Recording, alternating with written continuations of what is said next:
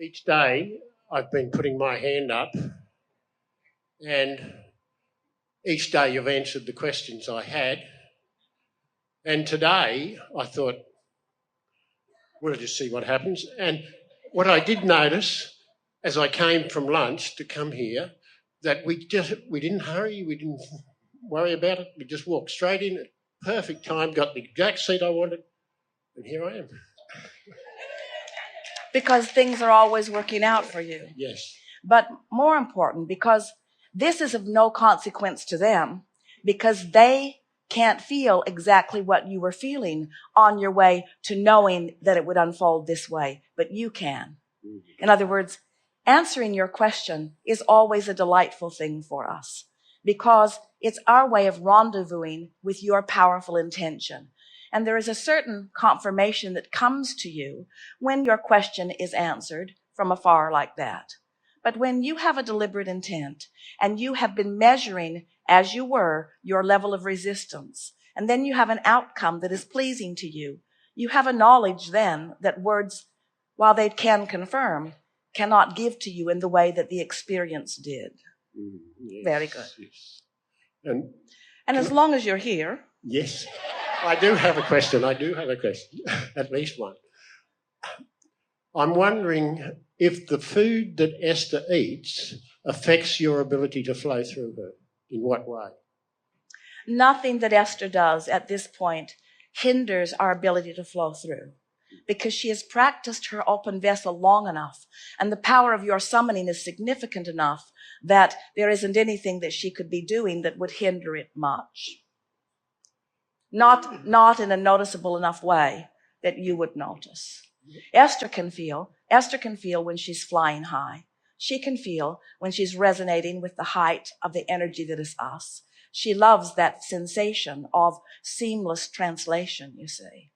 But you would not be able to tell. What brings forth your question? Well, I'm wondering if, I've always seen myself as being at some stage, being a healthy, fit, fully functional 100-year-old. And in order to reach that state, am I just simply attracting the elements that I need? In order to reach that state, what you really need is, or want, is energy alignment. And of course, if you believe that something is inappropriate and you are eating it, then you do not achieve energy alignment. But we want to put it to you in a very straight way that you will hear it clearly. What you eat is irrelevant in relationship to energy. What you believe about what you eat makes itself relevant in your energy alignment. Yes. Isn't that interesting? Yes. It's true of everything, you see. That's why we want to show you, and have been showing you, and you've been catching on to it. It's been quite nice to see. As you've been practicing a thought that is detrimental to your alignment, and you take us at our encouragement and you begin to deconstruct it by getting more and more general about it, so that it has less and less pulling power, so that your vibration raises, so that the pulling power of your vortex then takes on more relevance, then what happens to you is you just naturally gravitate to all things, to all conversations, to all situations. And in doing so, you allow your physical apparatus to do what it was born to do. The trillions of cells in your body know how to maintain their balance and do, unless you are hindering with resistance that you have practiced.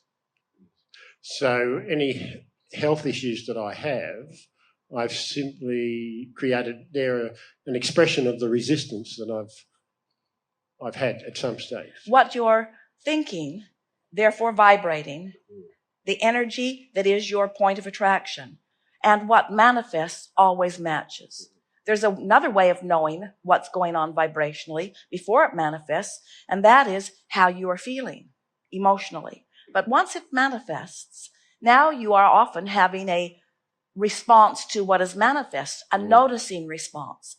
So that is why we are taking the tack that we are on this wonderful gathering over these last few days, where we say to you, so you have a situation or a condition that is not wanted, but nevertheless you have it. And as you identify it, as you take pictures of it, as others document it, they don't deconstruct it, they construct it. They give it more life. They give it more vibrational relevancy to you, you see.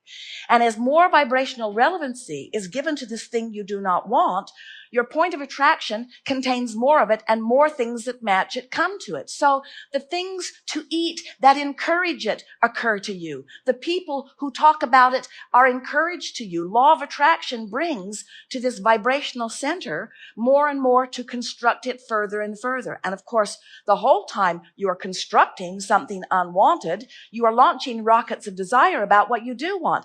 That's the thing that we so much want to help you understand. As a problem is coming into focus by the construction conversation, you know how it goes. You have a dinner conversation, you're thinking about it, then you speak about it, then others chime in about it, then they start talking about it and before you know it, you've got a whole big, deep, dark conversation going as you're constructing more of this thing that you do not want. But in the constructing of that side, that unwanted side of the equation, you are simultaneously launching rockets of desires of what you do want that are going into your vortex and are being tended by the broader part of you. So the whole time that a problem, or even a question, but let's talk about a problem, is coming into focus, the solution is too. But you don't have access to the solution as long as you've been beating the drum and you are more actively involved in the construction of the vibration that supports. Are you getting it? There must be vibrational support for anything. That's why your planet continues to be the consistent jumping off point for so many more. That's why in your dream state, it is sort of random, but in your wake state, you have consistency. It's because as the masses of people on this planet, you observe enough and converse enough that you keep the vibration enough that it keeps the stability going on. You've got a stability of what is going on, a stability of what is that you might, for the most part, want to keep going on, but a stability of what is that in some regards, like physical dysfunction, that you don't want to keep going. So what we are suggesting, you're getting this, aren't you? What we're suggesting is that as you deconstruct those conversations, as you make them more general, less specific, as you de-emphasize them, as you play them down, as you look less specifically, as you go less often for checkups, as you look for confirmation from others less often, as you talk about it less, as you think about it less, as you move into more general conversation about it, what happens is the more general you get in the deconstruction of what you don't want, the more specific you begin to get in the construction of what you do want, because what you do want is alive and well and calling you to it. But you have to reach this point. There is a tipping point for all of you.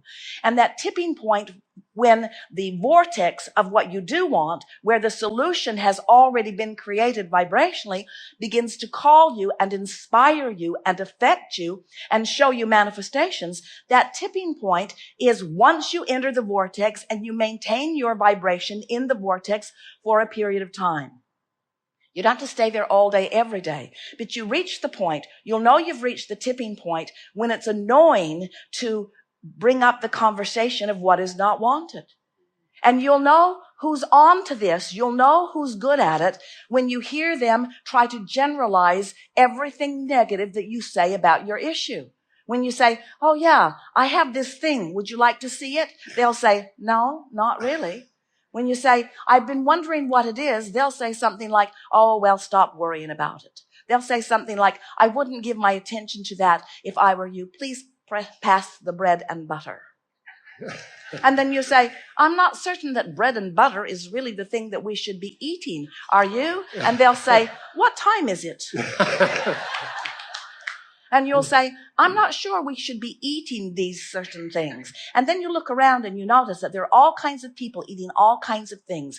A lot of people eating the same things, some thriving and some not. In other words, what you are eating is irrelevant. It is your vibrational relationship. Everything is a vibrational relationship between the solution that you have created and the problem that helped you to create it.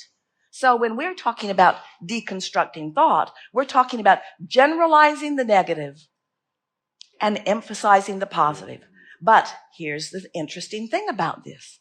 If you take us at our word and immediately say, I'm going to immediately turn everything that is negative into something that is positive, without meaning to, you make it worse because you're not vibrationally prepared to do that. What's active in your vibration is something different. Now you're just adding lip service to it. And even though you've got a smile on your face and you're trying to say good sounding things, you're still amplifying the vibration that is dominant within you. Can you hear that? So what you want to do is meditate your way into non-resistance, or bask your way, or swim your way with the dolphins, or get someone to rub your feet away. In other words, put yourself in a place where you are not emphasizing any longer. You have been trying to wrestle your problems and your illnesses and your issues to the ground to try to kill them. And it's time for you to understand that every bit of attention that you give to them is the construction, the reconstruction of unwanted things. And you can tell by the knot in your belly. You can tell by the pain in your foot. You can tell by the discomfort that you feel. You can feel by the uneasiness that you feel. You can feel when you are constructing something unwanted, and you can feel when you stop doing that. It starts feeling like relief. It starts feeling like ease. It starts feeling better. We want you to know that your work really is about focusing. And when we talk about focusing, it is an art to allow. It's an art to allow what's in your vortex. And most people, you know, in fact, many of the people who are on board with us here today are not up to speed with what's in their vortex, but you are making headway as you are releasing your vibrational attachment to what you are not wanting. That's as clear as we've ever said it. Thank you. Did you hear it? So, is deconstructing thought what we're really rooting for? Not altogether. Deconstructing unwanted thought, which allows a reconstruction of wanted thought. But what's the engine behind all of this? In other words, are you the engine? Do you have the tools and the hammers? Is the construction really the way construction sounds like? Or are you the holder of the vibration that allows or disallows, you see? So Esther has been asking for a long time, Abraham, I get it. I get how I can allow what's wanted, and I get how I can disallow what's wanted. But it seems that there are a lot of us that are actually creating and giving energy to what is not wanted. And we say, you get what you think about, whether you want it or not, you see. So when you decide that you're going to start paying attention to the way you feel, and anything that doesn't feel good, you just back off from it, back off from it, back off from it, back off from it. Your beasts of your planet do it to the point that you call a lot of them extinct when they are not. They've just backed off from what doesn't feel good. And we don't want to hurt your feelings, but that mostly means you. They back off. They back off from the vibrational frequency so that they can maintain their well-being. In other words, they don't confront you. They don't try to destroy you. They don't try to defend themselves against you.